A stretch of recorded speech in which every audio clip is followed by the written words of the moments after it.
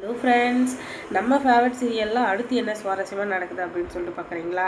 எப்போ பார்த்தாலும் மல்லியும் சரி விஜயும் சரி அவங்க பொண்ணு நல்லா என்கரேஜ் பண்ணுறாங்க. அதனால் அந்த குழந்தையும் எல்லா விஷயத்துலையும் நம்மளால் முடியும்னு சொல்லிட்டு நல்லா அந்த குழந்தைய ஒரு ப்ராக்டிஸ் அந்த மாதிரி எல்லாத்தையும் நல்லா பண்ணி இப்போ கிரவுண்டுக்கு போகிறாங்க. இன்றைக்கி தான் லாஸ்ட்டு ஃபைனலாக அந்த இது காம்படிஷன் அந்த காம்படிஷன் நடக்கிறப்ப எல்லா பேரண்ட்ஸும் வந்திருக்காங்க. ஏன்னா இன்றைக்கி லாஸ்ட் டே அப்படிங்கிறதுனால அப்போ எல்லாருக்கும் ஒரு கெட் ரெடி கோன்னு சொல்லி அவர் கமெண்ட் பண்ணிட்டுருக்காரு நம்ம இவர் கோச்சு. அந்த நேரம் பார்த்து எல்லாருக்கும் முன்னாடி குடுகுடுன்னு ஓடி போய் அந்த ரீச் லைனை தொட்டுடுறாங்க நம்ம வெண்பா குட்டி. அடடே என்னடா இது அப்படின்னு சொல்லிட்டு ஒரே சந்தோஷம் நம்ம வெண்பாக்கும் மல்லிக்கும். எப்போ பார்த்தாலும் ஜெயிச்சுக்கிட்டே இருக்காளே, அதுக்கு காரணம் நம்மளோட மோட்டிவேஷன் தான் அப்படின்னு சொல்லிட்டு அவங்க 2 பேரும் பெருமையாக இப்படி குச்சி விளையாட அந்த நேரம் பார்த்து நம்ம தீபிகா ஏற்கனவே என்ன பண்ணியிருக்காங்கன்னா ஒரு பொண்ணை கூப்பிட்டு அங்கே செட் பண்ணி அவங்க குழந்தையே இல்லைன்னாலும் அவங்களுக்கு அவளுக்கு அந்த குழந்தையோட அம்மா மாதிரி நடிக்க வச்சு அவங்க இவங்க மேலே திருட்டு பழி சுமத்துற மாதிரி ஏதோ ஒன்று பண்ண போகிறாங்க. அதுதான் நடக்க போகுது. அப்புறம் என்னது இது, எப்போ பார்த்தாலும் வெண்பாவே ஜெயிக்கிறா, அது எப்படி நடக்கும்?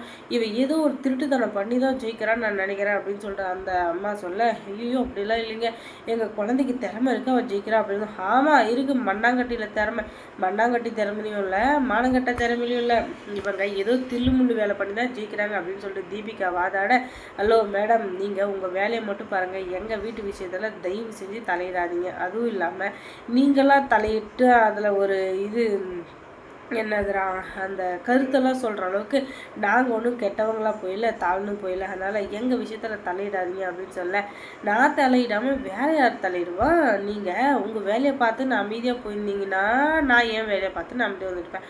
அதை விட்டுட்டு என்னை சொரன்னீங்கள, அதனால தான் அதோடைய பின்விளைவு மொத்தத்தையும் அனுபவிக்காமல் எப்படி உங்களை விட்டுருவேன் சொல்லுங்கள் அப்படின்னு சொல்ல, உடனே அவங்க இருந்துக்கிட்டு சரி அடுத்து இப்போ என்ன தான் பண்ண போகிறேன், எதுக்காக இப்படிலாம் பண்ணிட்டுருக்க அப்படின்னு சொல்லிட்டு கேட்க, அதுவா நான் நாளைக்கு வீட்டுக்கு சொல்கிறேன் அப்படின்னு சொல்லிட்டு இருக்கேன். உடனே சரி நீ எப்பயாச்சும் சொல்லு, எனக்கு என்ன போச்சு அப்படின்னு சொல்லிட்டு அவங்களும் இன்னொரு பக்கம் அமைதியாகிடுறாங்க. அதுக்கப்புறம் என்ன, இங்கே நடக்கிற எல்லாமே பெரிய பெரிய இதுவாக இருக்குது.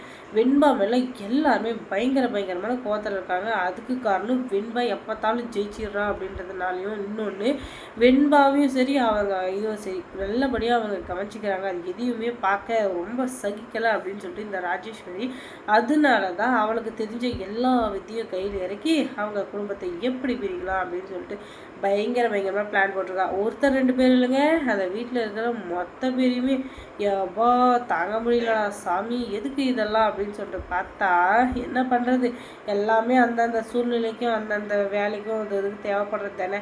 அதனால் யாரும் எதையும் அவமதிக்க முடியாது. அதனால் இருக்கிற வரைக்கும் இன்று போட்டோம், போக முடியாத ஒரு அளவுக்கு இதாகாத முடியறதுலன்னா அப்புறம் பார்த்துக்கலாம் அப்படின்னு சொல்லிட்டு இவங்களும் அவங்கள மன்னிச்சிடுறாங்க. அதுக்கப்புறம் அவங்களுக்கு பிடிச்ச மாதிரி எல்லாத்தையும் செஞ்சு அப்படியே கும்மாளமும் கூத்தாமும் இருக்காங்க.